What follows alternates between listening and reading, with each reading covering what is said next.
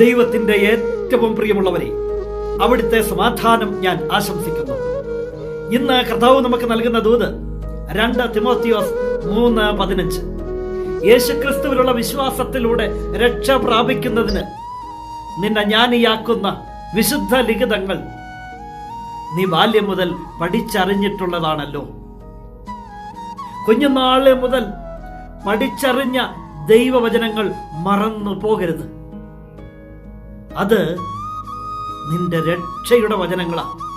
ഈശോയിലുള്ള വിശ്വാസത്തിലൂടെ നീ രക്ഷ പ്രാപിക്കാൻ വേണ്ടി തന്നതാ ആ വചനങ്ങൾ. ആ വചനങ്ങളിലൂടെയാ നീ ജ്ഞാനിയായി മാറുന്നത് എങ്കിൽ ആ തിരുവചനങ്ങൾ എന്നാളും ജീവിതത്തിൽ ഉണ്ടാകണം. അത് മറന്നു പോകരുത്.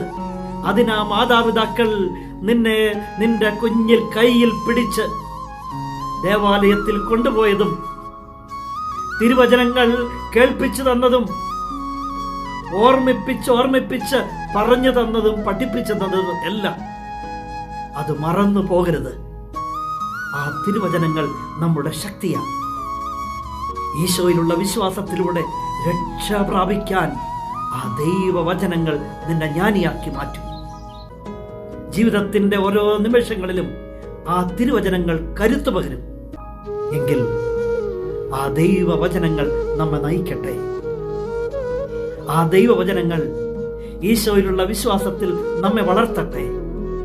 ആ തിരുവചനങ്ങൾ നമുക്ക് രക്ഷയായി മാറട്ടെ. നിന്റെ ദൈവം നിന്നെ സമൃദ്ധിയായി അനുഗ്രഹിക്കട്ടെ.